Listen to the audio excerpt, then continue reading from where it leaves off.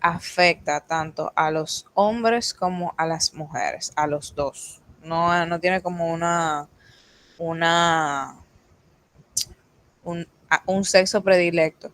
Y esto es una neoplasia totalmente benigna, aunque ustedes las imágenes que vayan a ver se vean medio deformantes, porque sí lo es. Es una neoplasia totalmente benigna. Bien, que puede llegar a complicarse y volverse cancerosa, claro que sí, pero en un inicio siempre son benignas. Entonces ahí les dice que antes de los 40 años tiene un porcentaje de aparición del 20 al 30 y después de los 60 aumenta debido a la pérdida de elasticidad de esa misma membrana de esa mucosa.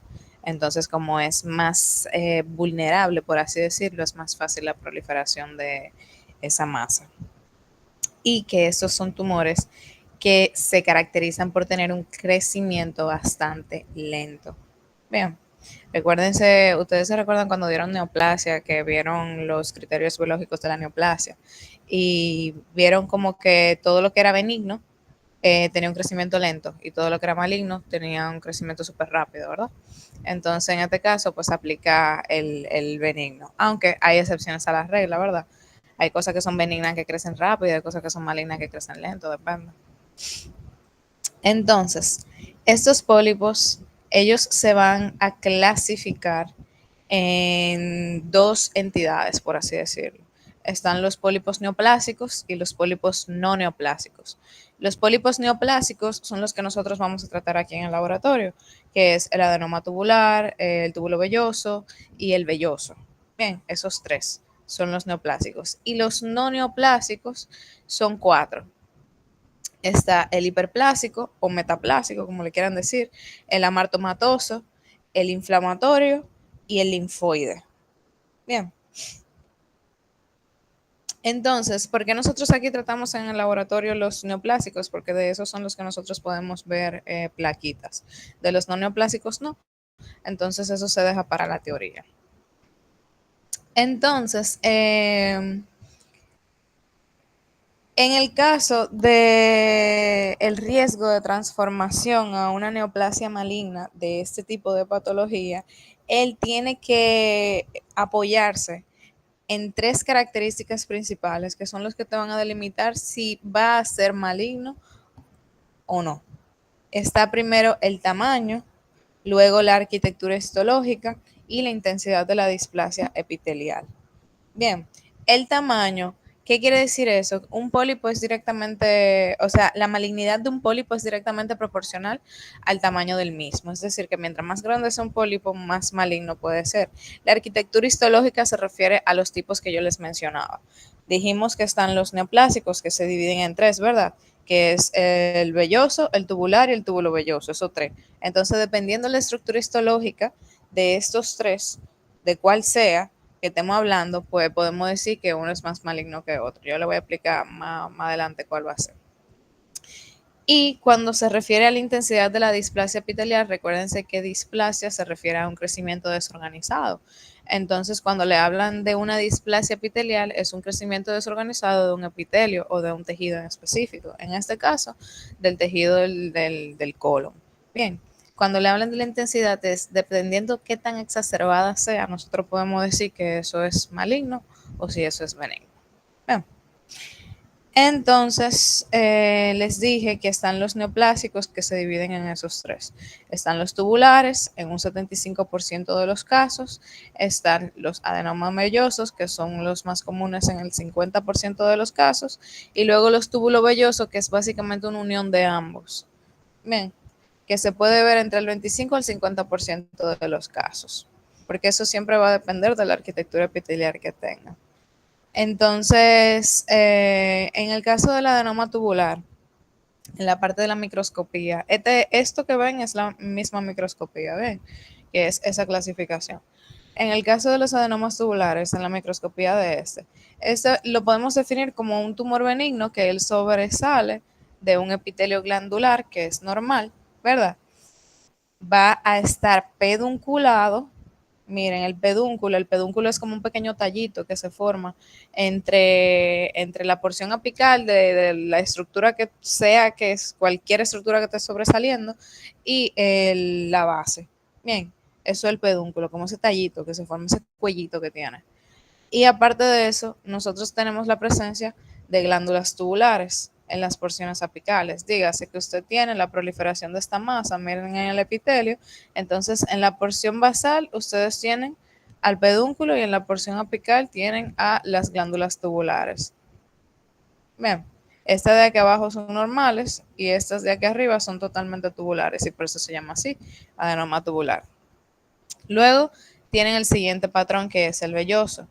En el velloso, este es la presencia de, como su nombre lo dice, numerosas vellosidades que son delgadas y que tienen una forma digitiforme en las porciones apicales. Digitiforme es como si fuera una formita de dedo. Bien, y a diferencia de los tubulares, ustedes están viendo que aquí no hay un cuello, no hay pedúnculo, ni hay nada, ¿verdad? Ellos surgen directamente de la muscular de la mucosa y por eso en la mayoría de los casos son sésiles. Bien, esa es una de las diferencias principales entre un tubular y un velloso, que es que el tubular siempre tiene un pedúnculo que lo relaciona con la mucosa y el velloso surge directamente de la muscular de la mucosa. Bien, por eso es que el tubular usualmente es pedunculado y el velloso usualmente es sésil. Entonces, en el caso de los túbulos vellosos, es básicamente una combinación de ambos. Tú vas a tener a un pólipo que va a surgir desde la superficie de esa mucosa, que en las porciones más basales tiene la presencia de esas glándulas tubulares dentro del intersticio y en las porciones más apicales tiene al patrón digitiforme que se formó del velloso. Bien. Entonces, si se fijan en el tubular, ¿cómo yo distingo que es tubular? Porque tiene pedúnculo y porque en la arriba, que aparte de que parece un arbolito, arriba, esas formitas circulares que tiene son las mismas glándulas tubulares. Bien. Luego tengo el velloso. ¿Cómo yo sé que es velloso? Viene directamente desde la muscular de la mucosa. Y en las porciones apicales tiene un patrón o una forma digitiforme. Bien. Y en el caso del túbulo velloso, nosotros tenemos a un patrón que es mixto. La porción apical, les dije, presenta a esas vellosidades digitiformes, mientras que la porción proximal o la basal presenta al patrón tubular. Bien, ¿se entendió? Sí, Entonces, de esos tres, ¿cuál ustedes creen que es el más maligno de los tres? El que ¿Y está por qué? mezclado. ¿Cuál es el que tiene mayor probabilidad de malignidad de esos tres? el tubular. El primero, ¿Y por qué?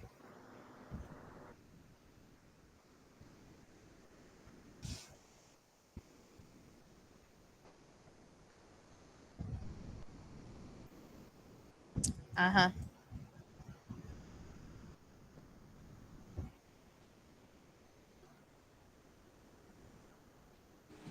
Bueno, en base, voy a tirar un guayabazo en base a lo que usted dijo. En primer lugar, son los que son los más abundantes, en un 75% como aparece en la imagen.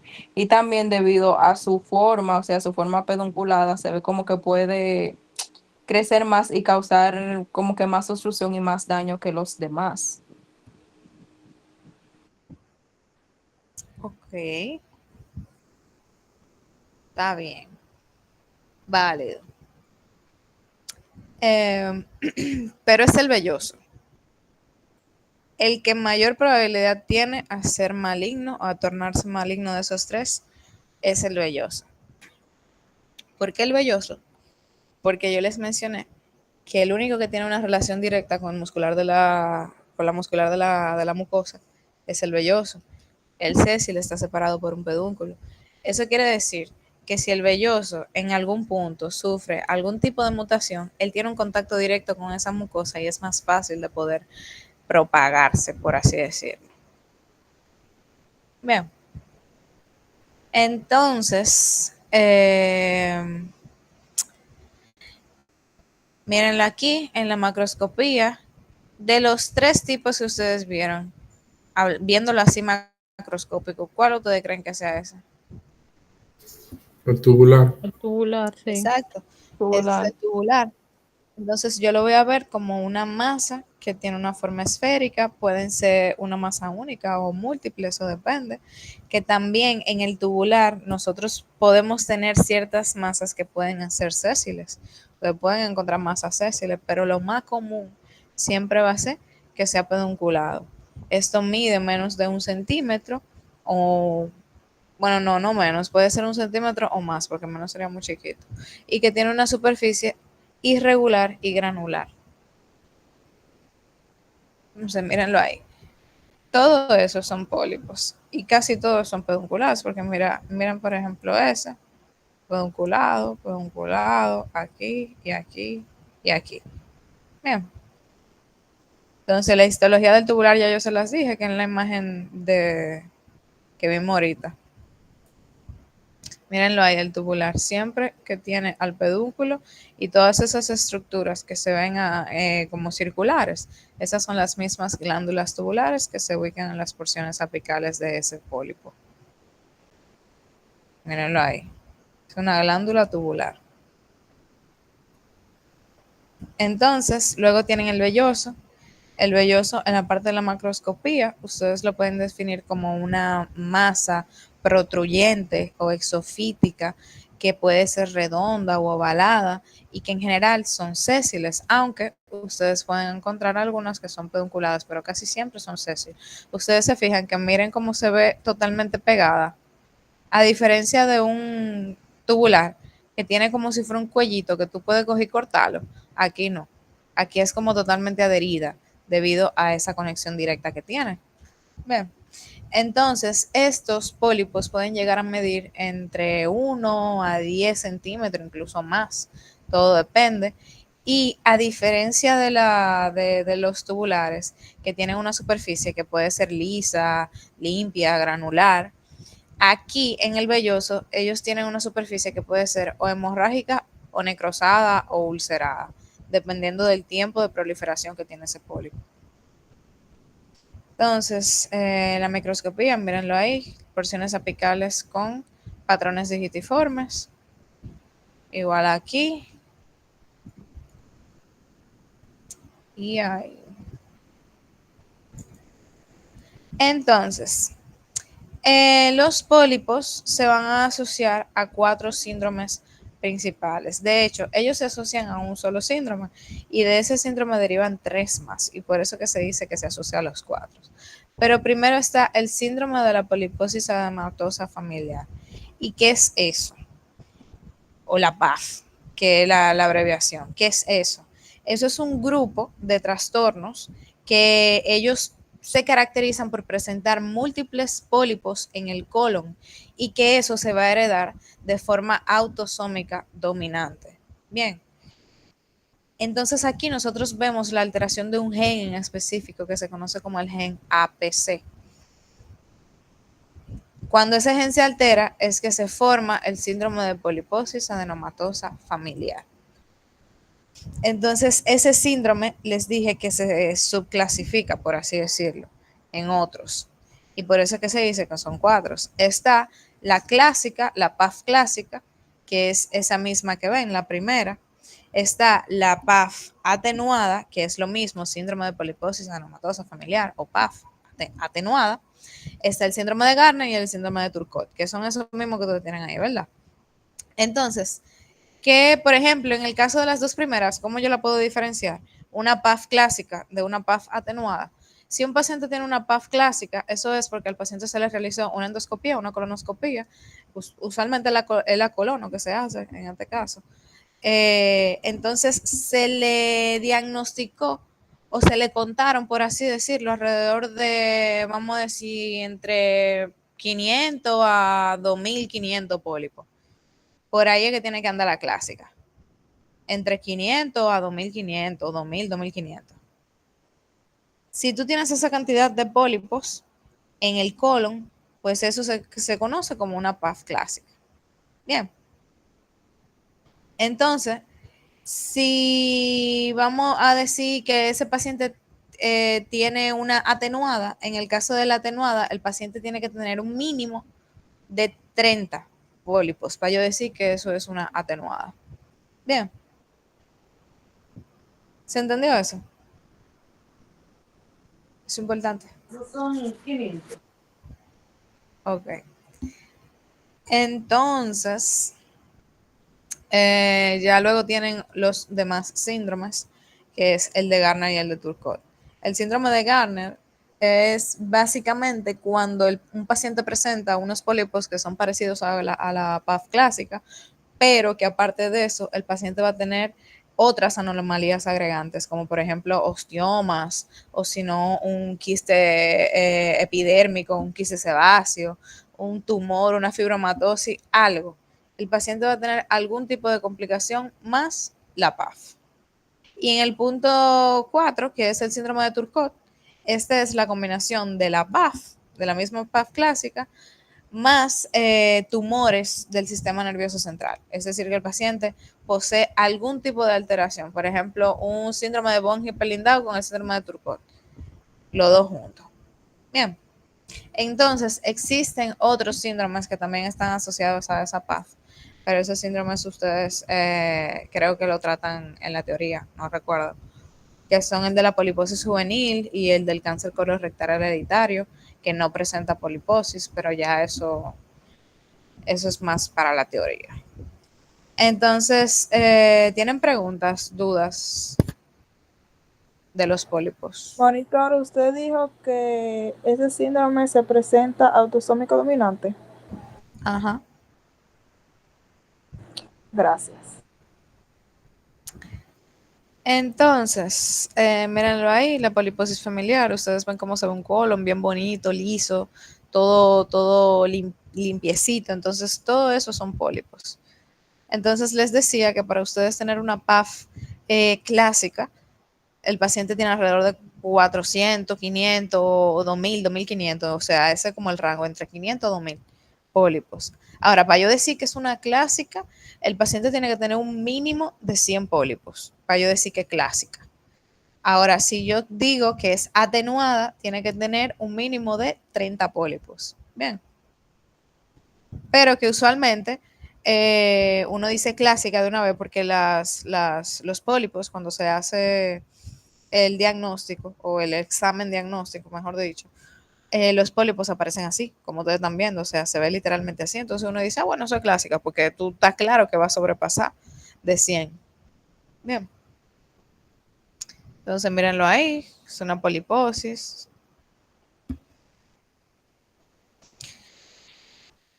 No tienen pregunta, ¿verdad? De pólipo. Como los pólipos, ellos se originan como una neoplasia totalmente benigna en un principio. Realmente un pólipo no tiene una clínica o una sintomatología así que le causa al paciente, a menos que se produzca una complicación de ese pólipo. Digamos que ese pólipo se tuerza o que, no sé, algo le pase al pólipo. Si le pasó algo, una complicación, eso le puede producir una sintomatología al paciente, pero de que el pólipo así solo, no, porque son benignos. Entonces, vamos para cáncer de colon. El cáncer de colon se define como una neoplasia epitelial maligna que se presenta a lo largo del colon, incluyendo muchas veces al recto. Bien, porque van básicamente pegados. Entonces, en la parte de la microscopía se caracteriza en un 98% de los casos como un adenocarcinoma, y es porque ustedes se recuerdan cuando nosotros hablamos, bueno, no recuerdo si se los mencionan, ¿verdad? Pero eso es un chivo que yo siempre les digo, que cada vez que ustedes vean adeno, ¿a qué hace referencia? Ese adeno, Glándula. a glándula. Acá. Y entonces cada vez que ustedes vean un carcinoma al lado, ya saben que es maligno. Entonces son glándulas malignas, por así decirlo, ¿verdad? Y ya nada más falta ponerle de dónde es. si yo digo adenocarcinoma de colon, estamos hablando que en la microscopía siempre va a ser la presencia de glándulas intestinales, pero que está constituida por células malignas. Bien. Entonces, este tipo de cáncer se presenta mayormente en los hombres y eso está relacionado más es con la dieta de ambos sexos, porque saben que los hombres coman más disparates que las mujeres. Literalmente es por eso. Entonces, vamos a delimitar que están ciertos factores dietéticos, que son esos que aparecen ahí. Excesivas calorías, baja fibra, porque ustedes saben que la fibra, por ejemplo, ¿qué hace la fibra en el cuerpo? Porque ustedes no me escuchan que no, que tú tienes que comer mucha fibra, que eso te ayuda a ir al baño, que qué sé yo. No, ¿verdad? La fibra te ayuda básicamente a depositar.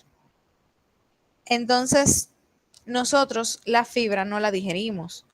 La fibra lo que hace es que se adhiere al contenido alimentario que está básicamente desechado y lo permites, o sea, permite que pase por el colon de una forma que no haya complicación, o sea, que pase suavecito, así, facilito.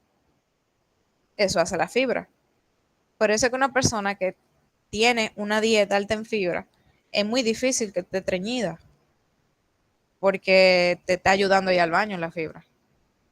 Una gente que come, qué sé yo, mucho trigo y mucho de esos jugos, de esa vaina con fibra, es difícil que sea una gente que te estreñía. Bien, entonces excesivas calorías, ¿a qué hace referencia a eso? A lo mismo carbohidratos.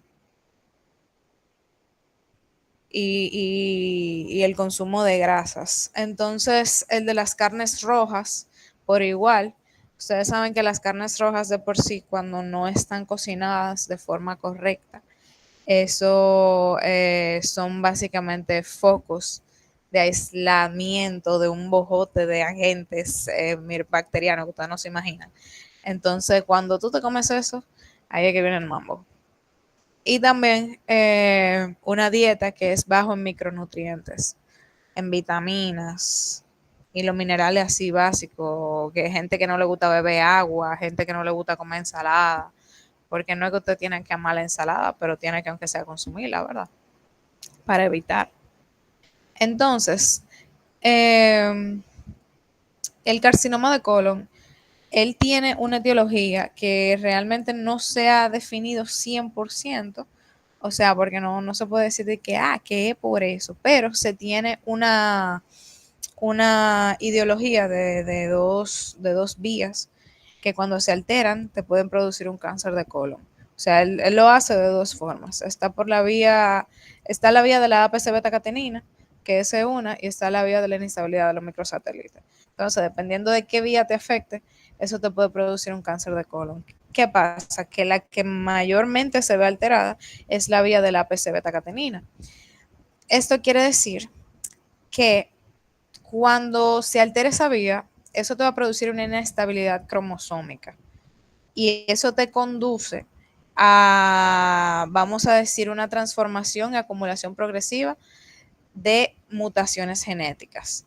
Es decir, que todo lo que era de que protoncogenes y oncogenes se van a ver mutados, igual que los mismos genes supresores tumorales, como por ejemplo el P53, el P16 y esa gente. Toda esa gente se van a ver mutadas. Entonces, también va a haber un gen que va a estar mutado, que es el KRAS, que eso es súper importante, porque eso es como si fuera un oncogen que está activado. Entonces, cuando ese gen se muta, él da inicio a que una fila o una cadena de otros genes se muten. Por eso es que es importante, porque se muta el KRAS. Entonces, la familia de la KRAS enterita se muta. Y eso sí, eso ayuda a que otras cadenas también se vayan mutando. Es algo como que va, ustedes saben, consecuente. Entonces, para el caso de la aparición del cáncer de colon, se sabe que el colon se divide dependiendo de la porción que nosotros estemos hablando. Y por ende, dependiendo de la porción, hay una probabilidad de aparición del cáncer también. Entonces ahí lo dice, el más común de todos siempre va a ser el recto y el sigmoides en un carcinoma de colon. El recto y el sigmoide son las porciones del cáncer del colon que mayormente se ven afectadas por el cáncer. Entonces, en la parte de la macroscopía, nosotros tenemos dos macroscopías distintas. El carcinoma de colon puede presentarse de dos formas dependiendo la porción que se ve afectada. Si nosotros tenemos a un colon que es derecho, dígase, el colon derecho, recuérdense que es en donde está el ciego y el colon ascendente, o sea, el que está empezando, que está por donde está el apéndice de esa gente, para allá, subiendo, ¿verdad? Es el colon derecho. Entonces, cuando nosotros tenemos un carcinoma de colon derecho, lo que le ocurre al paciente es la presencia de una masa protruyente bastante grande, semejante a una coliflor, ¿verdad? Y que tiene una consistencia bastante blanda, es friable. Friable quiere decir como que se desbarata fácil. Y ella, semejante a un coliflor que va protruir hacia la luz, que tiene una consistencia que es blanda y friable. Bien, entonces a esa masa que sale se le conoce como el carcinoma polipoide fungoide. Carcinoma polipoide fungoide. Y el polipoide fungoide es por la forma que tiene la masa, porque tiene una masa, les dije, como a modo de coliflor, a modo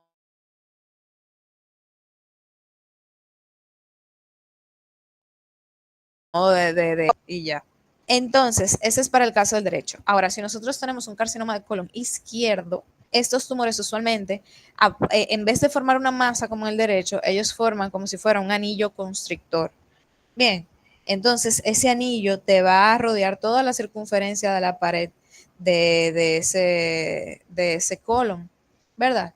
Entonces, él lo rodea y la fibrosis y básicamente como la infección que se va a formar ahí es tan grande, infección no, perdón, es como la constricción de esas células que se van a formar ahí, es tan grande que te termina formando ese anillo constrictor.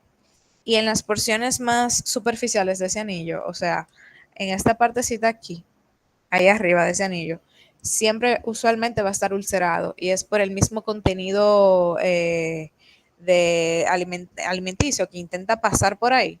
Entonces no puede, como que se queda ahí y se necrosa, se va necrosando y se va necrosando y se queda totalmente ulcerado. Bien. Entonces, a eso, a diferencia del otro que se le conoce como el carcinoma polipoide fungoide, ¿verdad? El derecho, al izquierdo se le conoce como anillo en servilletero. Anillo en servilletero. Así es como se llama ese patrón del carcinoma de colon izquierdo. Esa constricción de esa pared o esa estenosis tan marcada se conoce como anillo en servilletero. Bien. Entonces, ¿alguien sabe por qué en el derecho sale una bola y en el izquierdo se contrae?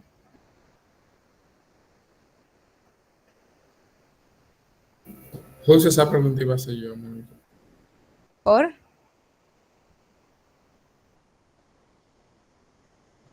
¿Por qué? Él dice que él iba a hacer esa misma pregunta. Ah, ajá. ¿Quién sabe?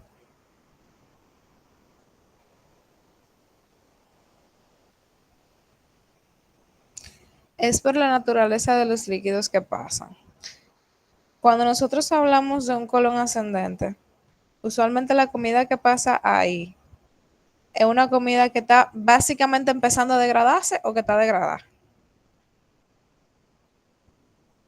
¿Cuál de lado?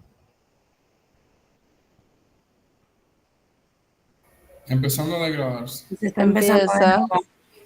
Empezando, porque el ciego, ¿verdad? Entonces, por la naturaleza de esos contenidos que pasan de ese lado, como ellas son estructuras básicamente sólidas que pasan por ahí, se forma una masa. Entonces, en el caso del izquierdo, las estructuras que pasan por ahí son casi líquidas. Entonces, por esa razón, no, perdón, al revés. El derecho son líquidas y el izquierdo son sólidas, porque en el izquierdo es casi llegando al sigmoideo. Entonces ya ahí se está formando la S y la S es como pastosa o sólida, dependiendo de cómo la haya hecho el paciente. Entonces, por la naturaleza del contenido que pasa en cada lado, es que en uno sale una bolita, una masita, y en otro se ve esa constricción. Deja ver, mírenlo ahí. Eso es un cáncer de colon derecho. Miren la masa, que tiene una proliferación polipoidea.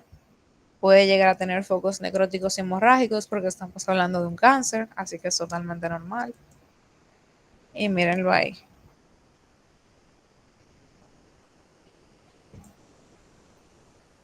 Igual aquí. Miren cómo se necrosa todo el pólipo.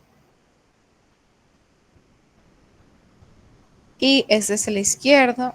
Miren ahí la formita de anillo en servilletero. Que ustedes ven que aquí está normal, pero aquí hay una estenosis bastante retraída. Igual ahí, miren el cáncer de colon izquierdo aquí.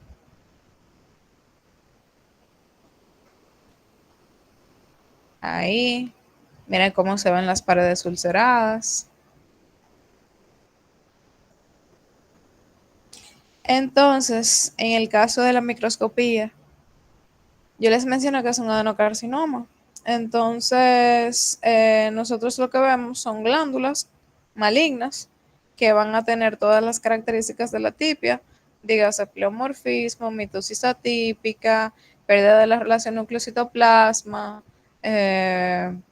pérdida de la polaridad y así, porque son células totalmente atípicas. Y la muscular de la propia va a estar comprometida o invadida. Bien. Y también se puede ver la presencia de depósitos de mucina, que se ven todo eso aquí. Pero eso es básicamente una glándula y ese epitelio o esas células que recurren al epitelio, que conforman a ese epitelio de esa glándula que ven ahí, va a estar totalmente alterada, mutada. Entonces, por eso se dice que son células malignas. Preguntas, dudas, aclaraciones.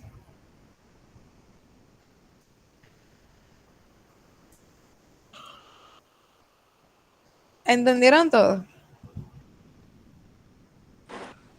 Sí. Ok, entonces vamos para hígado ahora.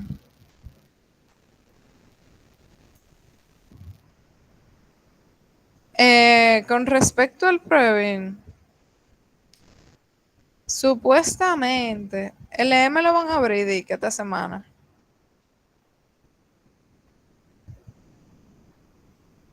Les pregunto por si han escuchado eso. Ah, era una No, pregunta. no va. Sí, eso he No. escuchado que no se va a abrir más.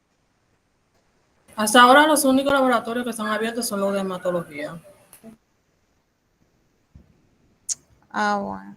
Y estaba cerrado los otros días porque hubo una tubería, algo así, la dieron en el EM, en la otra en EM. Por la tormenta que hubo el otro día, se inundó no sé qué y ellos lo habían cerrado.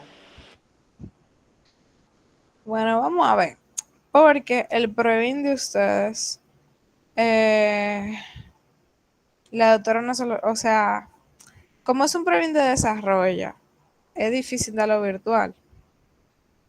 Porque es muy fácil que ustedes, pues, hagan trampa, ¿verdad? Entonces la doctora no quiere.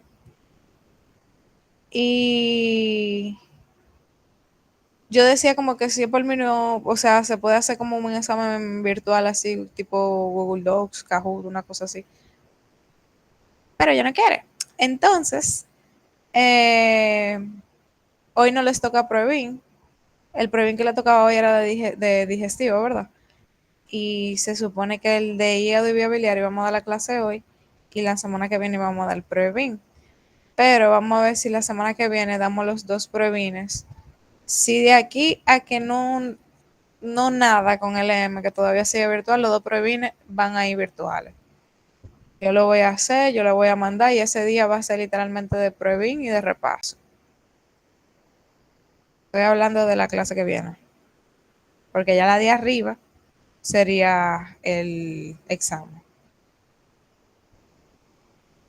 Entonces, podemos dar el repaso a la clase que viene, los dos pruebines y ya.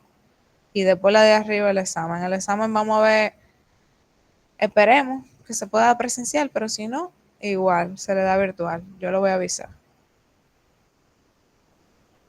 ¿Entendió? Sí, se entendió. Chévere. Entonces, déjenme, vamos hígado.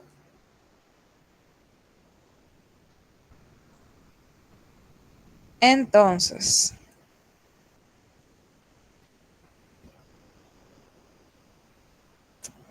mira, antes de hablar de las patologías del hígado, es bueno mencionar un poquito así las generalidades anatómicas del hígado, como por ejemplo, ¿cuánto ustedes creen que pesa un hígado?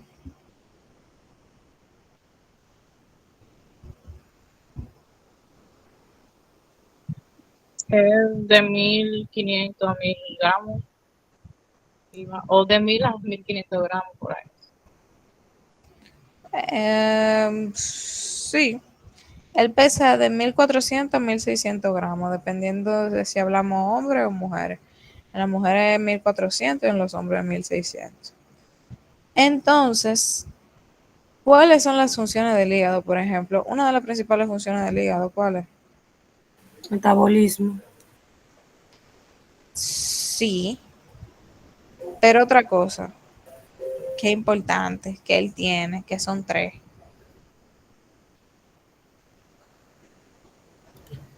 Ayudar a la síntesis de proteínas y emulsión de las grasas, la digestión. También, sí, Y síntesis de factores también de coagulación. exacto. El hígado es el papá de nosotros. El hígado hace todo, básicamente. Pero algo también muy importante es que su sangre es doble. O sea, su aporte de sanguíneo es doble. Porque recuérdense que él tiene lo que es la triada porta. Entonces, la vena porta representa alrededor del 60 al 70% del flujo de sangre hepático. Y la arteria hepática lo que resta, que sería como un 30 o un 40%. Bien, entonces, eso es importantísimo. En la parte de la histología normal, el hígado tiene un aspecto que es lobulillar. Él se divide en lobulillos que se orientan alrededor de la misma vena hepática. Entonces, ustedes van a tener los espacios de esa vena porta que se van a localizar en la periferia de cada lobulillo. El lobulillo del hígado tiene una forma hexagonal. Entonces, eso es lo que le da como esa formita que tiene, bueno, no sé si lo han visto, un hepatocito, pero el hepatocito en sí tiene la formita hexagonal. Y así. Entonces, vamos para la patología. La primera que vamos a ver es cirrosis hepática. ¿Cómo ustedes definen cirrosis hepática? Y eso es un tema muy importantísimo. Ustedes lo van a ver tanto, son hartas de ver cirrosis. ¿Cómo ustedes me definen cirrosis hepática? La Bueno, etapa terminar de una enfermedad hepática. ¿Cómo? La etapa terminar de una enfermedad hepática. Yo diría que la parte terminal sería el cáncer. Bueno, yo diría que la cirrosis es la sustitución del tejido funcional hepático por, o sea, los hepatocitos se sustituyen por células que lo que producen es, ¿cómo se llama esto? Que lo hace fibrótico, que es sustituido el tejido normal del hígado por tejido fibrótico. Exacto. Muy bien. Entonces, la cirrosis hepática, primero es una enfermedad crónica que puede llegar, o sea, la gente, bueno, no la gente, en el libro ustedes van a ver que dice de que irreversible, pero la cirrosis hasta cierto punto es reversible. Y luego es que ella se vuelve irreversible. Es decir, que ustedes en la definición no pueden decidir que enfermedad crónica irreversible, porque no lo es. Hay un punto en el cual ella sí es reversible. Y luego que pasa ese punto, pues ahí se vuelve irreversible, ¿verdad? Entonces yo puedo decir, una enfermedad crónica que se caracteriza por la destrucción progresiva de las células hepáticas que van a ser reemplazadas de un tejido funcional y vivo, normal, ¿verdad? Y bonito, y un rojo vino bello, a un tejido que es cicatrizal. Bien, ¿por qué yo digo que es cicatrizal? Porque va a haber un aumento del tejido fibrótico y también del tejido nodular hepático, y eso lo que le va a dar es un aspecto cicatrizal al parénquima del hígado. Este forma parte de una de las fases finales de las enfermedades hepáticas, específicamente la enfermedad hepática alcohólica, porque ustedes han escuchado que tienes, por ejemplo, lo que son los factores de riesgo, entre ellos está el alcohol, y después tienes esteatosis, cirrosis. Si no se trata de ninguna de las dos, cáncer. Bien, ese que tú lo van a ver más adelante. Yo se lo voy a enseñar para que tengan más cuenta. Entonces, macroscópicamente hablando, la cirrosis tiene 3 características principales, que son esas que ven ahí en la diapositiva. Primero está la alteración de la arquitectura completa del hígado. Bien, que les decía que cambia, reemplaza totalmente un tejido que es vivo y funcional a un tejido que es cicatrizal. Luego están los nódulos parenquimatosos, que son regenerativos y que van a estar formados por la misma proliferación hepatocitaria de esa fibrosis. Bien. Y por último, va a haber una fibrosis difusa, o si no, unos puentes fibróticos que van a formar como bandas o cicatrices anchas alrededor de cada espacio que divida la hepatocita. Entonces, básicamente son esos 3. Entonces lo aprenden así: la alteración de la arquitectura, los nódulos parenquimatosos regenerativos y también la fibrosis difusa o los puentes fibróticos. O sea, fibrosis difusa y formación de los puentes fibróticos es aceptable las dos. Entonces, la cirrosis, escúchame que se vea así. En mi PC yo nunca he entendido por qué esta diapositiva se abre así, pero en mi PC se abre así, entonces se ve media desorganizada. Pero lo que quiero decir es que la cirrosis tiene factores de riesgo o principales causas. Bien, la principal causa de la cirrosis se lograban desde ahora, porque es la primera de toditas, es el abuso del alcohol y también las hepatitis virales. O sea, esas dos que están viendo ahí arriba, la hepatopatía alcohólica y la hepatitis viral, son las 2 principales causas, pero el alcohol es la primera. Una gente que beba alcohol de forma descontrolada, que eso es súper, hiper, mega común en República Dominicana, le va a dar una cirrosis hepática. Muchísimos dominicanos tienen cirrosis. Por eso le digo que es un tema que ustedes se van a cansar de ver. En casi todos los hospitales es muy raro tú no ves un paciente que tiene una cirrosis, porque casi todos tienen. Y es porque beben todos los fines de semana. Y ellos creen que beberse 2 cajas cada fin de semana no hace daño, porque ellos dicen que duran 5 días sin beber o 4 días sin beber. Pero el día que llega para beber, se la matan. Eso es alcohólico como quiera. ¿Entiendes? Entonces, eso es una patología que le van a ver muchísimo. En el caso de las hepatitis virales, está la hepatitis A, la B, la C, incluso hasta la D. Cualquiera de esas hepatitis te puede producir una cirrosis hepática. Están las mismas enfermedades biliares, la hemocromatosis hereditaria, la enfermedad de Wilson, el déficit de alfa-1 antitripsina y la cirrosis criptogénica también. Entonces, mírenlo ahí, por ejemplo, aquí tú tienes un hígado que es normal, ¿verdad? Entonces, si ese hígado, por ejemplo, aquí va a estar expuesto a un cambio graso o a una persona que está bajo una dieta alta en carbohidratos, eso le va a producir el qué? La acumulación de células lipídicas dentro del citoplasma de los hepatocitos. Entonces, Ahí es en donde viene la famosa esteatosis, que nosotros lo vimos en patológica 1, ¿verdad? ¿Se recuerdan de la esteatosis hepática? Que se ve ese hígado aumentado de tamaño, que se ve amarillento, todo grasoso, ¿verdad? Que también la causa de esa esteatosis es el alcohol. O si no, tienes esto que es la hepatitis. La hepatitis sabemos que eso te lleva a la inflamación de ese hígado, te lleva al cambio graso, te lleva a la presencia de células necróticas, te lleva a la formación de los cuerpos de Mallory Weiss, a todo. Entonces, cualquiera de esas dos, ya sea esteatosis o hepatitis, te van a causar una cirrosis. Pero como la causa de ambas usualmente es el alcohol es el factor principal. Bien. Entonces, esta es la patogenia de la cirrosis. Esta es una patogenia muy bella, muy preciosa.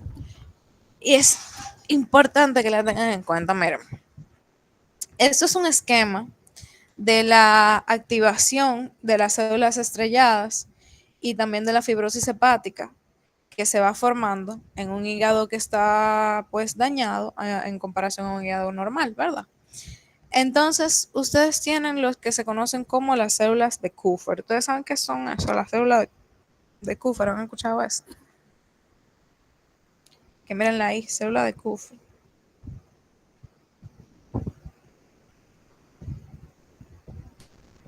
No. Las células de Kupffer son lo que nosotros conocemos como los macrófagos del hígado. Esos son las células de Kupffer. Bien. Entonces, ustedes ven que en la parte izquierda, que es la normal, ella va a estar todavía acotadita, callada, nada, nada, nada. Pero cuando ella comienza a detectar ciertos cambios, ahí ella comienza a segregar múltiples citoquinas. Bien, esas citoquinas no solamente son segregadas por ella, sino también por las mismas células inflamatorias, por las células endoteliales, por los mismos patocitos, pero son ellas las que empiezan el mambo, básicamente. Entonces, ellas comienzan a segregar eso y eso permite la proliferación de unas células que a su vez permiten el depósito de colágeno tipo 1 y de tipo 2 en el espacio de Dice. El espacio de Dice es eso que ven ahí, eso marrón, ¿verdad? Entonces, eso es un espacio que tiene básicamente una configuración fibrinógena, por así decirlo. Es un espacio que tiene cierta cantidad de colágeno y cierta cantidad de fibrina, que si se sobrepasa esa cantidad, pues se vuelve, en vez de ser un espacio, vamos a decir, blandito, se vuelve un espacio totalmente duro, totalmente fibrótico, porque hay un cambio, ¿verdad? Entonces, ese cambio va a estar dado porque se comienza a depositar dentro de ese pasito marrón colágeno tipo 1 y tipo 2. Y eso te comienza a crear tractos fibrosos que pueden ser finos o gruesos. Y se ven posteriormente en todas las, vamos a decir, el intersticio del parénquima de ese hígado. Porque eso te comienza a producir una pérdida, por ejemplo, de las fenestraciones que se van en las mismas células endoteliales. Entonces, cuando tú no tienes las fenestraciones, eso básicamente te afecta el intercambio de soluto que hay entre los hepatocitos y ahí es que se viene toda esa vaina, como quien dice, y permite la acumulación de esa matriz, de los elementos de la matriz extracelular, se activa un cambio miofibroblástico y toda esa vaina. Bien. Entonces, básicamente, se comienzan a segregar, luego que se activan esas células, se comienzan a segregar un bojote de cosas que te van a afectar al espacio de Dice, te lo vuelven fibrótico, y entonces si te lo van volviendo de un tejido que era vivo y funcional a un tejido que se va cicatrizando, que se va volviendo fibrótico, ¿qué va a pasar con la vascularización de ese tejido? Posteriormente se va a ir perdiendo, ¿verdad? Porque tú me estás reemplazando a un tejido que es vivo por un tejido que es cicatrizal.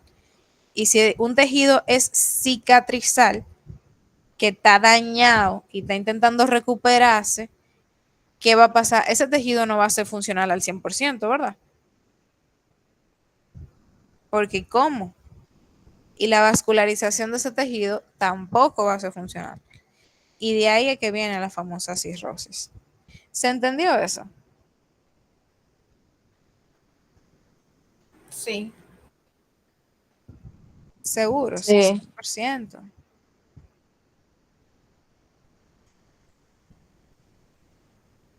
Bueno, esperemos que sí. Entonces, miren cómo se ve un hígado normal, así bien bonito, bello, precioso, ¿verdad?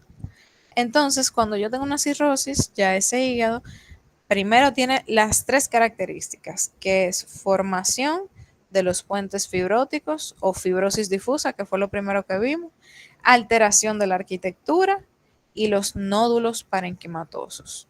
Esos tres están ahí en la macroscopía. Bien. Entonces, yo les había mencionado que la cirrosis, hasta cierto punto, es reversible. ¿Y cómo yo me doy cuenta que una cirrosis es reversible hasta cierto punto? Primero, en el hígado va a comenzar como una cirrosis que es micronodular. Ustedes están viendo que esos nódulos se ven chiquitos, ¿verdad? Se ven bastante chiquitos. No son unos nódulos de que con una bolota bien grande, son chiquitos. Bien, entonces aquí simplemente el hígado se va a ver aumentado de tamaño, tiene un aspecto que es medio graso, puede llegar a pesar más de 2 kilogramos, porque dijimos que él pesa entre 1.4 a 1.6 kilogramos, ¿verdad? Entonces él puede llegar a pesar más de 2 kilogramos. Como la cirrosis es una enfermedad crónica, dígase que el paciente se entera meses, años después de que tiene una cirrosis, con el tiempo ese hígado se va a ir encogiendo de tamaño y él llega a pesar hasta menos de 1 kilogramo. Él pierde a esas gotitas lipídicas que tenía y él, por ejemplo, ahí él está un hígado graso, pero con el tiempo él pierde esas gotitas y se transforma en un hígado no graso, ¿verdad? Sin nada de grasa. Y comienza a presentar una cirrosis que es macronodular y el color se va tornando más pardo, más pardo, más pardo a medida que pasa el tiempo. Entonces, así es como se ve. Bien. Ustedes ven la diferencia de ese hígado a este hígado. Ese hígado está feo, porque ahí hay cirrosis, ahí hay cambio de coloración, ahí hay todo. Pero si ustedes se fijan, el hígado todavía, tú puedes decir, bueno, está feo, pero se puede salvar, ¿verdad? Esa imagen que ustedes están viendo ahí es reversible en ese punto. ¿Por qué yo sé que es reversible? Porque el hígado aumentó de tamaño, ahí hay un aumento del tamaño, eso tiene que pesar más de 2 kilogramos, ¿verdad? Está constituido por nódulos que son de tamaño micro, o sea, micronodulares. Todo eso son micronódulos, son pequeños, miden menos de 3 milímetros, una cosa así, o 2 milímetros, era algo así, pero son bastante chiquitos. Bien. Entonces ahí yo me doy cuenta que eso es reversible. En el caso este es totalmente irreversible porque aquí hay un aumento del tamaño del hígado, perdón, hay una disminución del tamaño de ese hígado, es decir, una contracción del mismo, eso tiene que pesar menos de 1 kilogramo. En vez de ese micronódulo que se ve más chiquito, aquí hay macronódulo, aquí no hay una presencia de un cambio graso, ¿verdad? Entonces es diferente, mírenlo ahí. Yo en la parte de la izquierda tengo los macronódulos y en la derecha tengo los micronódulos. Entonces los micronódulos siempre van a empezar como un micronódulo, siempre van a empezar reversible. Y luego ya que tú tienes los macronódulos, ¿qué pasa? A lo más grande, ya eso es irreversible. Bien. Entonces, miren, le ponen ahí la microscopía de la esteatosis hepática. Todo eso son los mismos hepatocitos. Las células blancas que ven son las mismas células grasas, son las macrovesículas. Mírenlo ahí, esteatosis hepática. Igual aquí. Entonces, esto es una microscopía de una hepatitis. En la hepatitis alcohólica, usualmente nosotros no hablamos de hepatitis en sí, en el laboratorio de hepatitis A, B, C, ni nada de esa vaina, porque en la microscopía tú no puedes ver de qué cambios significativos en una hepatitis, porque una hepatitis no es más que una inflamación y una alteración del tejido y ya. Entonces, si es una inflamación, yo lo que voy a ver es el mismo hepatocito con neutrófilo, básicamente, que eso es lo que ustedes están viendo ahí. Pero, mírenlo ahí. Así es como se ve una hepatitis. Y miren la cirrosis. En el caso de la cirrosis, esta sí es característica de la microscopía. Aquí nosotros vemos como si fueran pequeños microacúmulos que tienen tamaños diversos. Ellos no tienen una vena central, o sea, se puede decir que básicamente están carentes de vena central. Y ellos van a estar divididos por un tabique que es bastante grueso, mírenlo aquí, es ese tabique grueso. Aquí hay una inflamación que es bastante mínima porque la proliferación de esos neutrófilos no se ve muy exacerbada. Y a ver, y el mismo cambio graso, que es esas células blancas que ven aquí, por ejemplo, esta, todo es el cambio graso. Pero ahí ustedes lo que van a ver son micronódulos que tienen tamaños uniformes. Mírenlo aquí, la cirrosis, están viendo el micronódulo con diferentes tamaños y que van a estar divididos siempre por este tabique fibroso. Miren el micronódulo, la división del tabique. Igual ahí. Entonces, los estigmas hepáticos, eso es importantísimo. Si ustedes quieren, le tiran una foto a eso y se lo buscan después. Pero los estigmas hepáticos son básicamente ciertas sintomatologías que presenta un paciente que es un hepatópata, tiene algún tipo de hepatopatía. Usualmente un paciente que tiene o una hepatitis o una cirrosis o cualquier patología del hígado tiene una de esas sintomatologías, que es eso que ustedes están viendo ahí.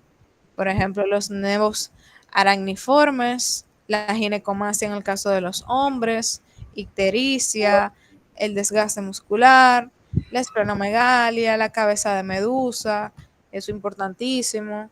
La cabeza de medusa te da indicio de que hay una hipertensión portal, y si hay una hipertensión portal, eso es que hay una contracción de la vena porta. Eso quiere decir que hay algo malo en el hígado, ¿verdad?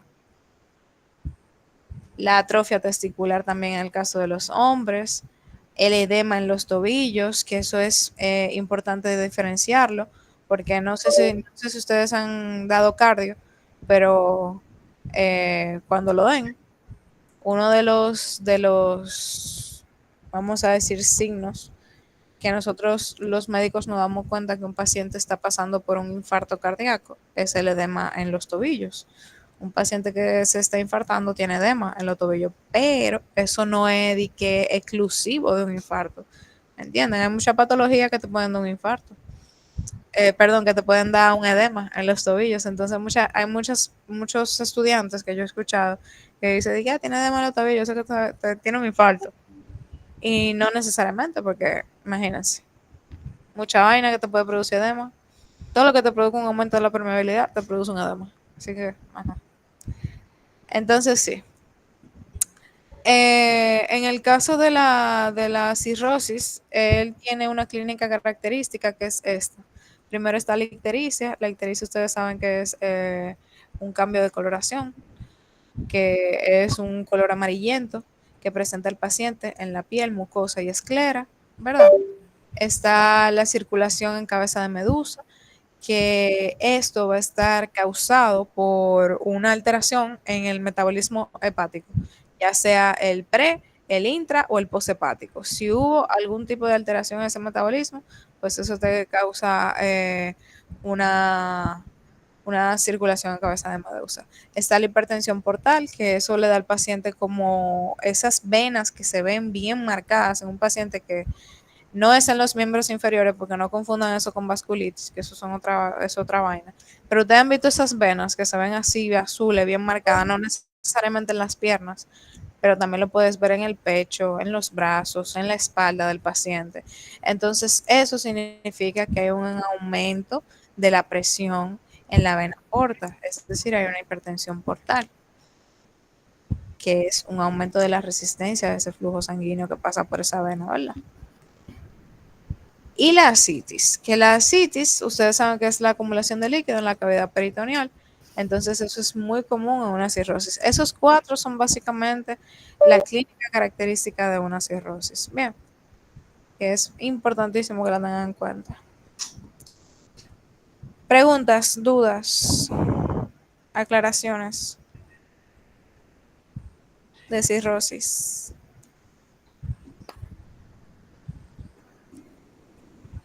Bueno, seguimos entonces. Aquí, antes de hablar del carcinoma hepático, yo le menciono como, por ejemplo, como un esquema así resumido de los tumores hepáticos malignos. Los tumores hepáticos malignos, como su nombre lo dice, son todas aquellas neoplasias malignas que afectan al hígado o a anexos del mismo, ¿verdad?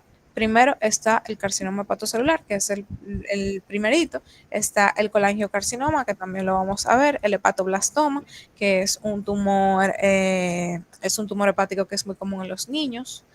Y está el angiosarcoma también. Y todo eso va a estar categorizado o va a estar englobado en los cánceres primitivos del hígado. Pero los que nosotros vamos a tratar son los dos de arriba, que es el carcinoma hepático y el colangiocarcinoma. Entonces, el carcinoma hepatocelular se conoce como una neoplasia mesenquimal maligna, no epitelial, ¿verdad? Mesenquimal, porque te afecta el hepatocito, a la célula del hígado, mesenquimal maligna, que se desarrolla en las células hepáticas, que son los mismos hepatocitos. Bien, entonces esta es la neoplasia maligna más frecuente del hígado y es uno de los principales cánceres que afectan al ser humano después de lo que es el cáncer de mama, el cáncer de próstata y el de pulmón. El cáncer hepatocelular le sigue esa secuencia. Entonces, ¿cuáles son los factores que te producen un carcinoma hepatocelular? Primero está una infección viral. La infección viral es la misma hepatitis, una hepatitis B o una hepatitis C. En caso de la hepatitis, está la hepatitis A, B, C, D, E, pero de las que te la puede producir que sí o sí son la B y la C porque son las más comunes, ¿verdad? Entonces, ¿cómo se transmiten ambas? Usualmente se transmiten a través de la sangre o si no por líquidos que expulsa el cuerpo, como por ejemplo, vamos a decir, las mismas relaciones sexuales en el semen, eso se puede transmitir y así. Entonces, está el alcohol, que el alcohol sí es la principal causa de, vamos a decir, de ciatosis, sí es la principal causa de hepatitis, la principal causa de cirrosis, también va a ser la causa de carcinoma hepático, o sea, todos van a compartir básicamente los mismos factores de riesgo. Está también la aflotoxina B1. La aflotoxina, eso es un veneno de un hongo que crece en ciertos alimentos, como por ejemplo el maíz o los frutos secos, que cuando esos alimentos son almacenados en lugares que son muy calientes o lugares que son muy húmedos, eso comienzan a segregar como un pequeño venenito que tienen y que se llama así, aflotoxina B1. Pero no es de que como que si usted se pone a comer maíz le va a dar cáncer. Bien, tampoco se vaya por ahí. Pero que obviamente ustedes saben que el cáncer está básicamente en todo. O sea, por más que tú te cuides y tú tienes buena alimentación y todo, te puede dar cáncer también, porque el cáncer nadie se salva de eso. Incluso se ha dicho que el cáncer, nosotros, todo el mundo, tenemos células cancerosas, pasa que se encuentran como inactivas. Y en el momento de que ellas comienzan a activarse debido por las mismas mutaciones de los mismos genes, que se comienza a originar pues el mismo cáncer. Entonces, el cáncer está en todo, básicamente. Uno se cuida y todo, pero el cáncer está en todo lo que nos rodea. Hasta el café te da cáncer, imagínense ustedes. Y los doctores beben pila de café. Está la tirosinemia y la hemocromatosis hereditaria. Está también el consumo de los cigarrillos, o sea, una gente que se ponga a fumar pila, eso también le va a producir no solamente un carcinoma de pulmón, sino también un cáncer de hígado. Está la misma cirrosis, aunque no lo dice, la misma cirrosis, una antesala, una presala al carcinoma hepático. La misma esteatosis te lleva a la cirrosis y también te lleva al carcinoma hepático, o sea, son muchas cosas. Todo te va a producir básicamente un daño en el ADN de esas células hepáticas y por ahí es que vienen las mutaciones genéticas y de ahí sale el cáncer. Entonces, en el caso de la macroscopía, este se divide en 3 patrones principales. Está el patrón uninodular, o unifocal, el multinodular o multifocal y el infiltrado o el difuso. Cualquiera de estos nombres está bien. Entonces, el unicelular, como su nombre lo dice, es primero uno de los más frecuentes. Y uni significa uno, ¿verdad? Entonces, nodular, nódulo. Estamos hablando que yo voy a ver una masa grande, gigante, ¿verdad? Pero que es única, está solitaria. Que esta puede tener un color que es como pardo o amarillento, dependiendo de la zona, porque por ejemplo aquí está amarillento y en otras está un poquito más pardo, que se encuentra a menudo en el lóbulo derecho, porque él puede estar en cualquier parte del hígado, pero usualmente se va para el lóbulo derecho, que puede tener una necrosis central, puede tener focos de hemorragia, puede llegar a tener tinciones biliares, por ejemplo, ese que ustedes ven ahí, eso es una tinción biliar, por la misma relación que tiene con la vesícula, ¿verdad? Y que eso es un cáncer que, o sea, esto es una masa que aunque estamos hablando de un cáncer, que quiere decir que es maligno, va a estar encapsulada. Bien. Entonces, repito, sería una masa grande, única, encapsulada, que aparece con mayor frecuencia en el lóbulo derecho, que tiene un color que es como pardo y en ciertas porciones amarillentas, les decía. Este tiene focos necróticos, tiene focos hemorrágicos y también posee tinciones biliares. Luego, mírenlo ahí, en la misma masa única, miren que tienen a focos necróticos aquí, los hemorrágicos están ahí, pero están básicamente secos, entonces no se ve. Miren que es una masa bien bonita, delimitada, uniforme, encapsulada, aunque estamos hablando de un maligno, es encapsulada, ¿verdad? Y luego miren el multinodular, que nosotros vemos con menor frecuencia, o sea, es menos común que el primero, y este presenta, como su nombre lo dice, múltiples nódulos, múltiples masas, multifocales. Que esas pequeñas masitas pueden llegar a medir de 3 a 5 centímetros y van a estar dispersas por todo el parénquima del hígado, a diferencia de la uninodular, que es literalmente una masa que aparece en uno de los lados del hígado y crece. Aquí no. Aquí son varias masas que van apareciendo por todo el hígado. Bien. Igual aquí, no, ya este es el difuso, porque este es el multinodular, entonces ya este es el difuso o el infiltrativo, que esta, como su nombre lo dice, es básicamente un crecimiento maligno infiltrativo o difuso dentro del parénquima hepático. Entonces, como tiene un crecimiento difuso e infiltrativo, eso quiere decir, infiltrativo es que te va a invadir a todo el parénquima del hígado y difuso es que no tiene un patrón de crecimiento característico. Entonces yo no puedo decir que es uninodular o es multinodular, ¿verdad? Sino que simplemente es difuso, que tiene un crecimiento totalmente irregular. A eso que se refiere. Bien. Entonces, mírenlo ahí, el infiltrante.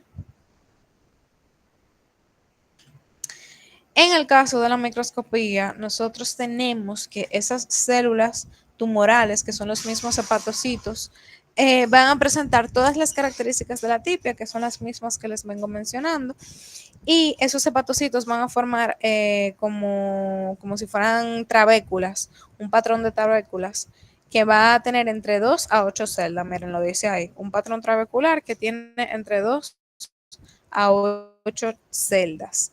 Y que ellos van a estar separados por espacios sinusoidales que van a estar revestidos de endotelio. Mírenlo ahí. Esa es la trabécula que se va formando de esos hepatocitos, las trabéculas, y así. Igual aquí.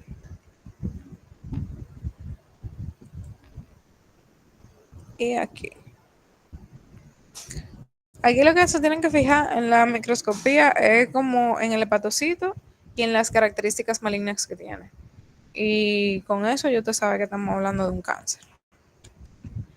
Entonces, el carcinoma hepatocelular tiene una variante que se llama el carcinoma fibrolaminar, que esta variante se presenta usualmente en las personas jóvenes, porque el carcinoma hepatocelular se presenta usualmente en las personas que sobrepasan de los 40 a 50 años de edad, porque estamos hablando que el carcinoma hepático es una enfermedad crónica, ¿verdad? Es algo que se va presentando a medida que pasan los años y que para que te dé un carcinoma hepático, que por eso es que yo siempre he dicho que el cáncer no te aparece por obra y gracia de Dios, te tiene que dar una esteatosis o una hepatitis.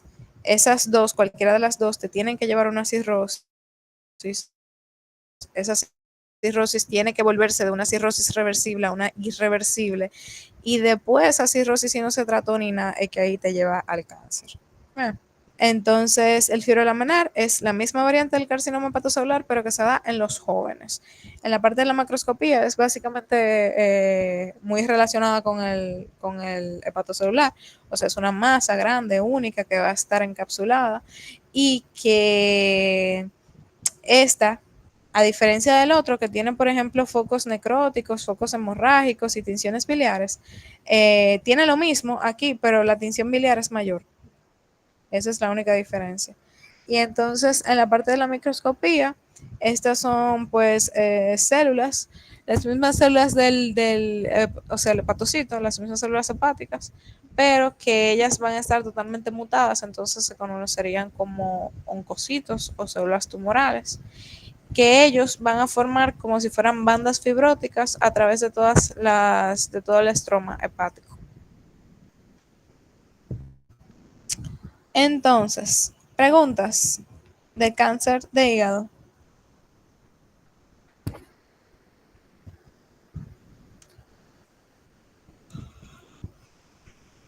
No, hay pregunta. Ok, colangiocarcinoma. Esto es cortico, en verdad. El colangiocarcinoma, colangio hace referencia a qué. ¿Ustedes saben la diferencia de eso? De que de colangiocarcinoma, colengitis, colelitiasis, coleitis. ¿Saben todo eso?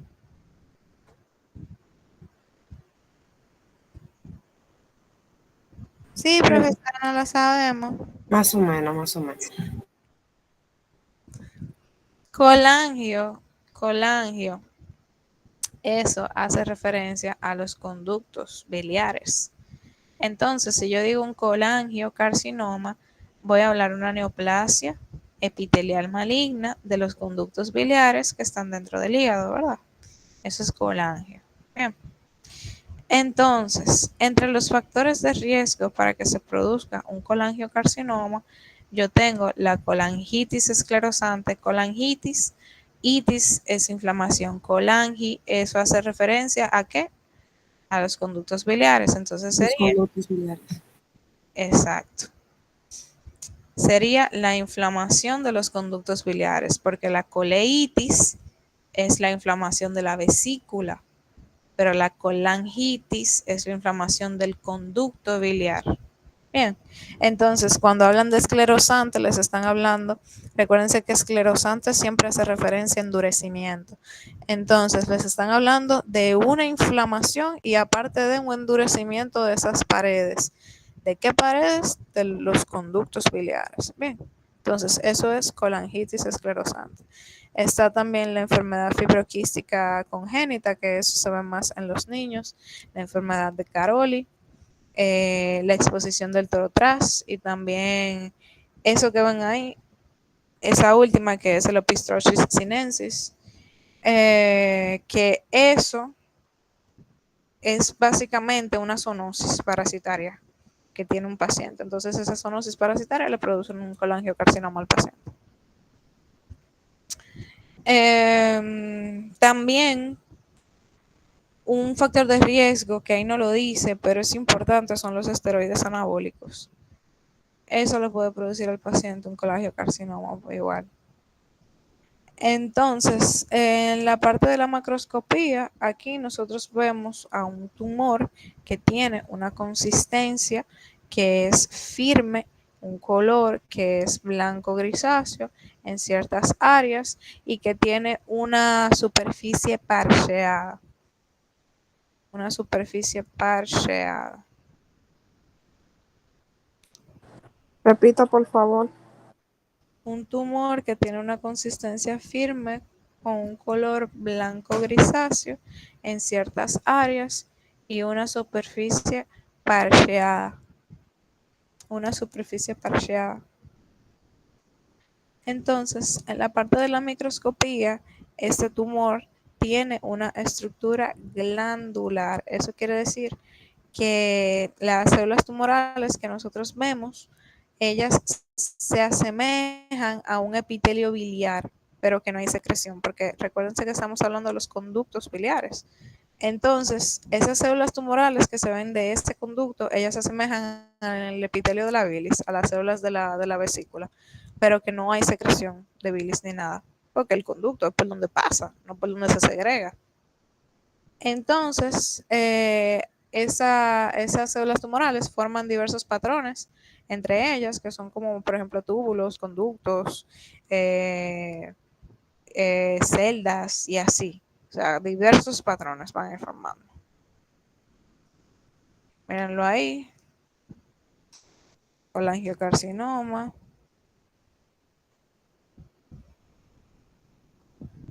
Preguntas de colangiocarcinoma. Le dije que cortico es.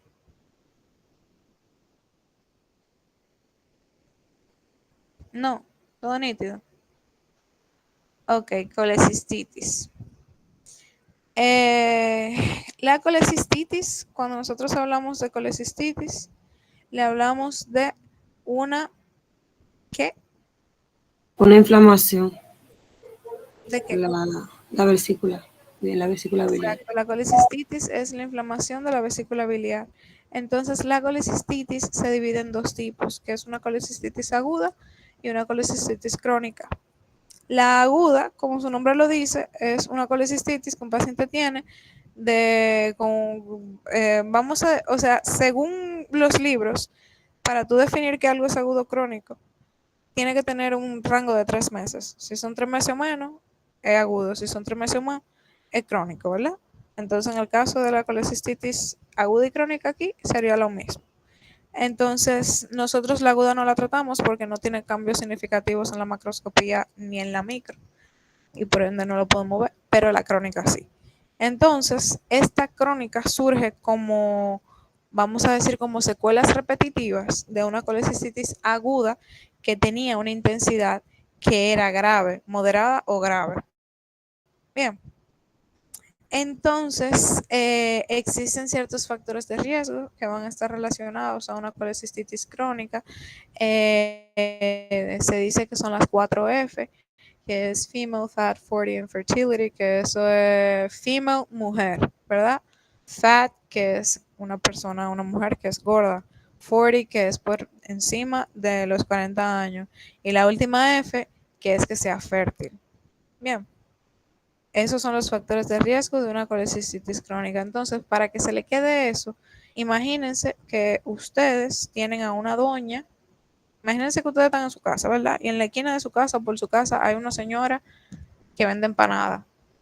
Y hay una señora que es gorda y tiene 4 muchachos.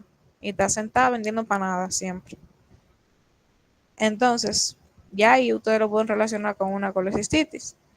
Una señora por encima de 40, ¿verdad? Mujer, female, que es gorda, fat, tiene 4 muchachos, que es fértil. Bien, por ahí se va. Entonces,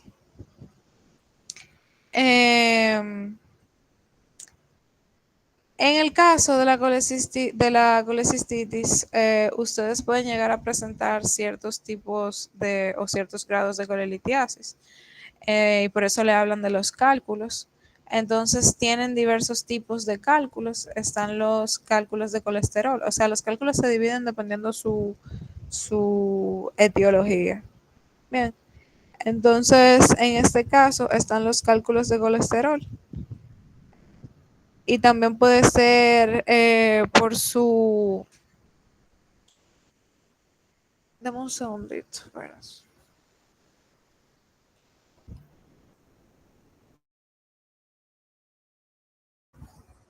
les decía que los cálculos, ellos se van a dividir dependiendo de su teología. Entonces, hay autores que lo dividen por el color en el cual ellos aparecen. Entonces, a ellos se le conocen como los cálculos de pigmento, que pueden ser como rojos o pueden ser negros. Entonces, en ese caso, son de pigmento así negro. Los rojos no, nosotros no tenemos imágenes para eso, pero son así. Entonces, en el caso de la colecistitis crónica, en la parte de la macroscopía, lo que nosotros vamos a ver es que esa pared de la vesícula, como es una colecistitis, es una inflamación, la pared de esa vesícula va a estar engrosada, tiene un color según el libro que es blanco grisáceo debido a la misma fibrosis de la inflamación. Y que nosotros podemos llegar a tener la presencia de cálculos. Aunque hablamos de una colecistitis, que es únicamente inflamación de la vesícula, uno de los factores de riesgo que te puede producir esa colecistitis son la presencia de esos mismos cálculos, ya sean cálculos de colesterol o cálculos de pigmento. Bien, porque los cálculos de colesterol tienes vamos a decir, según la morfología del cálculo, están los cálculos de colesterol y también los cálculos de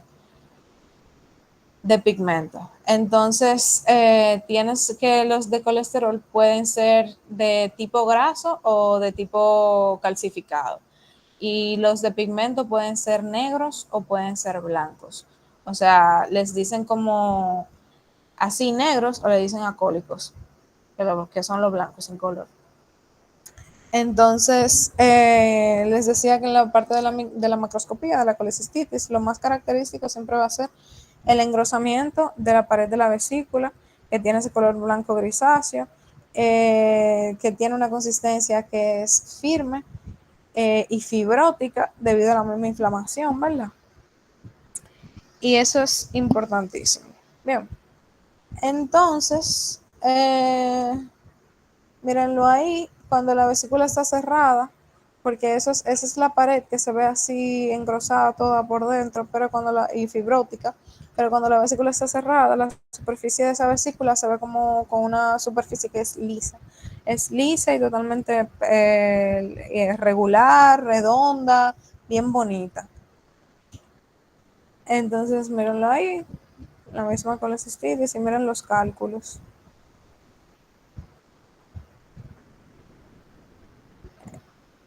Tienen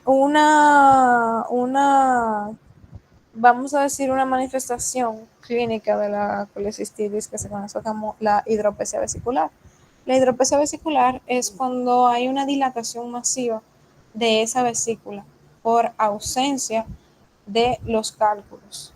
Bien, es decir, yo no tengo cálculos, entonces la vesícula decide crecer de forma exacerbada y se expande, se expande, se expande, y crece así como ustedes están viendo ahí, con una pared totalmente engrosada, totalmente fibrótica, pero sin cálculos.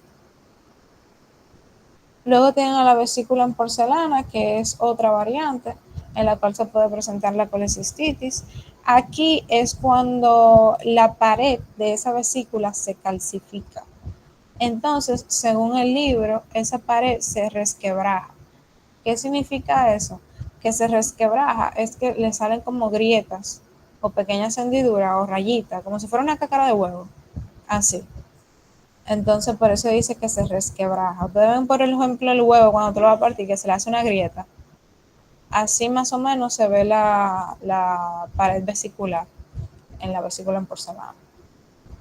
Y se llama así en porcelana por el aspecto que tiene la pared, por esa misma calcificación y endurecimiento. Entonces, en la parte de la microscopía, lo más característico de una colecistitis es la penetración de esos espacios hacia el epitelio. Es decir, eso que ustedes ven ahí, esos espacios, esos se conocen como los senos de Rokitansky-Ashoff. Bien, que esos senos de Rokitansky-Ashoff es básicamente la penetración de un espacio virtual que va a estar revestido por un epitelio hacia el interior de la pared de la vesícula. Entonces, ese espacio virtual, usted le digo virtual porque mira, está vacío. Entonces, como un espacio que hace así, chácata, para abajo y penetra. Entonces, a eso se le conocen como los senos de Rokitansky-Ashworth, y eso se ve solamente en la colecistititis crónica, no se ve en otra patología. Bien. Entonces, aparte de eso, aquí podemos ver una fibrosis subepitelial, que vendría siendo esta parte que está aquí, y también una hipertrofia de la muscular, que es todo ese conglomerado de las células musculares. Y claramente se ve el infiltrado inflamatorio, que son todos esos puntitos azules que ven, es el infiltrado inflamatorio. Entonces, si se fijan, miren cómo se ve. Aquí arriba es que yo me di cuenta que eso es una colecistitis. Primero por la penetración de esos senos. Miren, por ejemplo, aquí los senos de Rokitansky-Ashworth, miren esa penetración de ese espacio virtual. Bien, hacia hacia el interior de la pared de esa vesícula. Entonces, cada vez que yo vea la penetración de ese espacio, siempre se conocen como los senos de Rokitansky-Ashworth y se ve solamente en la colecistitis crónica. Ahora, ¿cuál es la clínica de un paciente que tiene una colecistitis crónica? Tiene primero un dolor de tipo cólico. Ese dolor se puede empezar, por ejemplo, en el epigastrio, que es la boca del estómago, o si no, en el cuadrante superior derecho. Claramente hay que hacer el diagnóstico diferencial, porque en el cuadrante superior derecho también está el hígado, ¿verdad? Entonces hay que hacer muchas cosas. Pero el paciente, aparte de eso, va a presentar náusea, va a presentar vómitos, y un paciente que tiene colecistitis, que eso es como lo más característico, es que es un paciente intolerante a las comidas grasosas. Bien, ¿y por qué es eso? Porque recuérdense que uno de los principales, aparte del hígado, uno de los principales órganos que trabaja básicamente en el metabolismo de las grasas es la vesícula. Bien, entonces si yo tengo un mal funcionamiento de la vesícula y me pongo a estar comiendo grasa a dos manos, estamos hablando que yo tengo una colecistitis, pero yo me bajo 3 empanadas.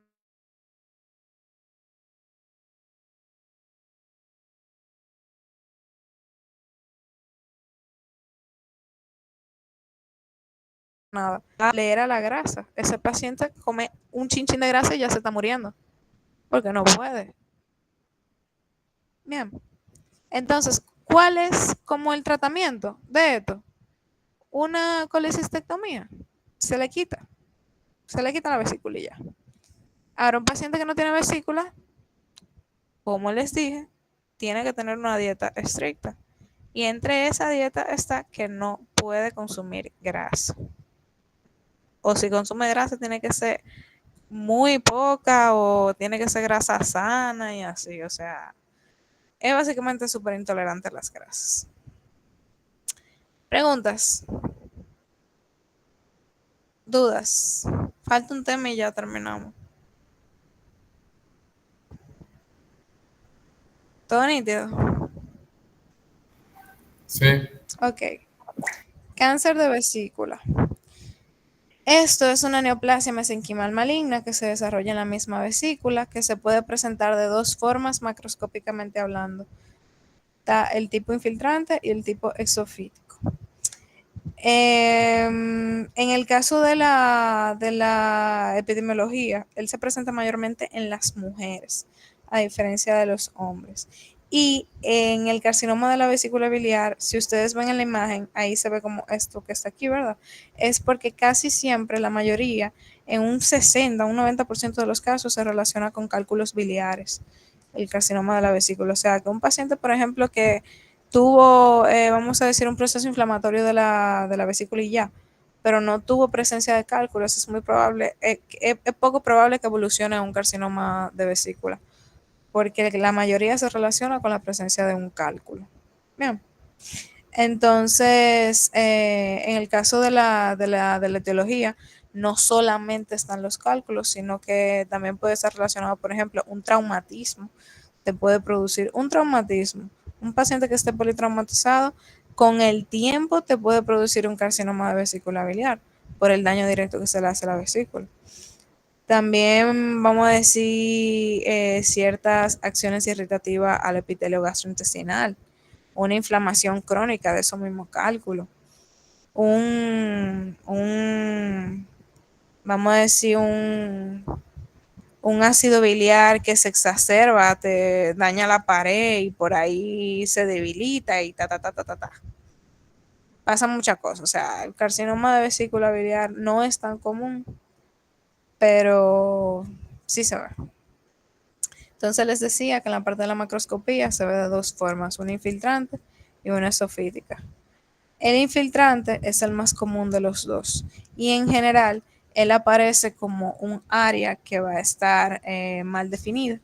Aquí tiene un engrosamiento que es como difuso y este va a estar adherido a la pared. Si ustedes se fijan, lo que está adentro es como un tumor que crece adentro de la pared de la vesícula. Por eso se llama infiltrante, porque él crece como por dentro de la pared. Entonces te forma esa masa que tiene unas porciones mal delimitadas y que tiene una consistencia que es bastante firme y que puede llegar a presentar focos de necrosis y hemorragia, porque estamos hablando de un cáncer. Bien. Entonces, luego tienes, bueno, miren, este es otro infiltrante. Igual ahí. Siempre lo más característico va a ser ese engrosamiento difuso de esa pared vesicular. Y luego tienen el otro patrón que es el exofítico. Miren, por ejemplo, esto aquí, que es una masa irregular que tiene una forma de coliflor, pero que al mismo tiempo te va a invadir a la pared que se encuentra alrededor. ¿Me entienden? Entonces, aquí vamos a presentar a focos que son totalmente necróticos, hemorrágicos y ulcerados, o sea, los tres tipos. Un foco necrótico, foco hemorrágico y foco ulcerado. Bien, a diferencia del infiltrante, ustedes ven que el infiltrante es, como les dije, una masa que va a crecer como hacia adentro. Él crece en la pared y crece como para adentro, porque todo eso que ven ahí es pared vesicular. Pero entonces aquí en el exofítico es como una masa protruyente que sale, que crece hacia afuera, hacia la luz. Bien. Y algo que tienen que tener en cuenta es que ustedes saben que la vesícula tiene diversas partes. Entonces el fondo y el cuello de la vesícula son los sitios de mayor frecuencia a padecer un cáncer vesicular. Bien, el fondo y el cuello son los que mayormente se ven afectados en el carcinoma vesicular. Entonces es lo mismo que les mencioné del infiltrante. Y mírenla ahí.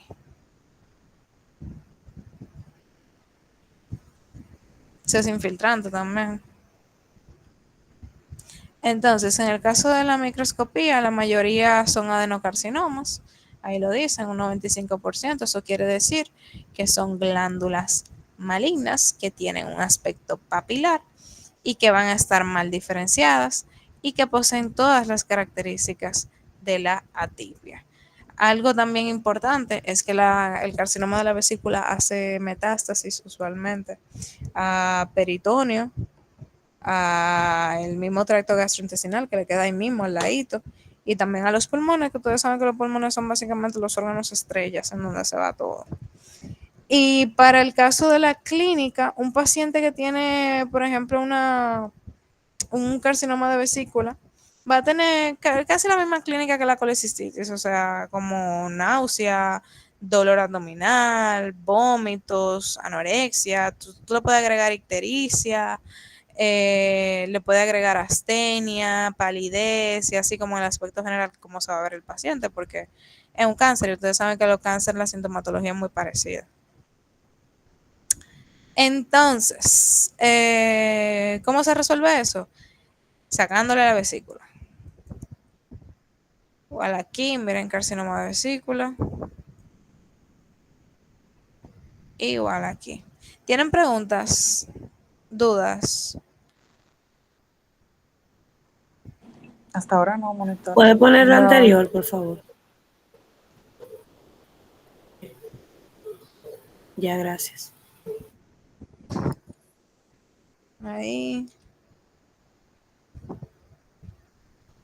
Entonces, ¿todo bien? ¿No tienen preguntas ni dudas?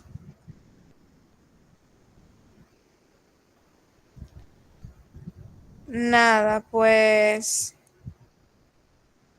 si no tienen preguntas ni dudas, vamos a dejarlo hasta aquí. Entonces, pasen.